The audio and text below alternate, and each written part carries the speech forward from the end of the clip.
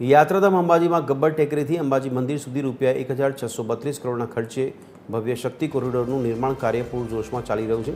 આ કામગીરીમાં કોઈ અડચણ ન આવે તે માટે વહીવટીતંત્ર દ્વારા આગામી 28 ફેબ્રુઆરી 2027 સુધી અંબાજી આબુ રોડ વચ્ચે ભારે વાહનોની અવરજવર પર પ્રતિબંધ મૂકવામાં આવ્યો છે, જેને કારણે વાહનોએ 20 કિલોમીટરના બદલે હવે 120 કિલોમીટરનો લાંબો ફેરો કરવો પડશે। બીજી તરફ સ્થાનિક ટ્રાન્સપોર્ટ માલિકોએ આ નિર્ણયથી વેપાર ઠપ થવાની આશંકા વ્યક્ત કરી રિંગ રોડ શરૂ કરવાની માગ કરી છે।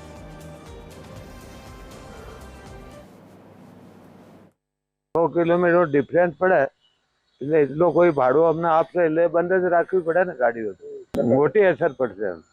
અને એટલા પણ નહીં દેશે તો માલ નહીં દેશે તો રોયલ્ટી સરકારના રેવન્યુનું નુકસાન થશે। અને આ જે કરવાની જરૂર હતી ને, રિંગ રોડ પહેલા ચાલુ કરીને પછી આ 2 એક્સલ વાળા હોય અને 12 મીટરથી વધુ લંબાઈ વાળા વાહનો હોય, ભારે વાહનો, એને આ જાહેરનામામાં ડાયવર્ઝન આપવામાં આવેલું છે।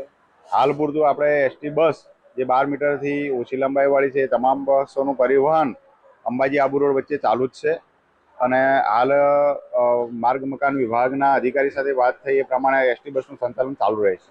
સવારે 7 થી રાત્રિના 10 સુધી અંબાજીના ખોડીવલી સર્કલથી આબુ રોડ તરફના વાહનો અને આબુ રોડથી અંબાજી તરફના વાહનો આ સમયગાળામાં પ્રતિબંધિત કરેલા છે। એમના માટે અલ્ટરનેટિવ રૂટ પણ જાહેરનામામાં સૂચિત કરેલો છે।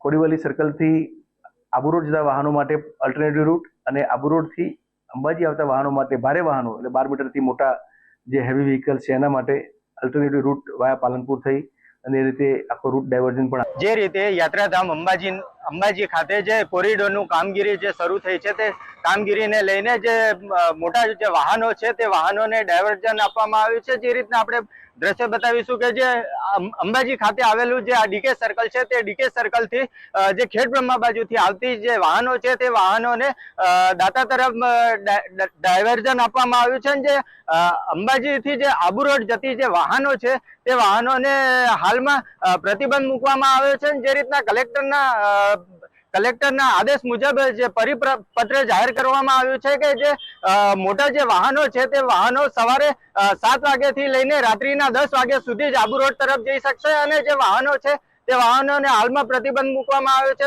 તેને લઈને હાલમાં ક્યાંક ને ક્યાંક જે મોટા વાહનો જે ચાલક છે તે વાહન ચાલકોમાં પણ ક્યાંક ને ક્યાંક રોષ જોવા મળી રહ્યો છે। કારણ કે જે એસટી ડેપો જે મેનેજર છે તે મેનેજરથી પણ વાત કરી હતી। તે મેનેજરે જણાવ્યું છે કે હાલમાં અમારી જે એસટી વિભાગની જે બસો છે તે બસો આબુ રોડ તરફ જવા માટે હાલમાં રાબેતા મુજબ ચાલુ છે। જે મોટા વાહન ચાલકો છે તે વાહન ચાલકોને અંબાજીથી જે આબુ રોડ જવું પડતું હોય છે તે વાહનોને ક્યાંક ને ક્યાંક લાંબા રસ્તે જવું પડી રહ્યું છે। તેના કારણે ક્યાંક ને ક્યાંક મોટા વાહન ચાલકોમાં પણ ક્યાંક ને ક્યાંક રોષ જોવા મળી રહ્યો છે। વિનય સિકરવા, TV 13, અંબાજી, બનાસકાંઠા।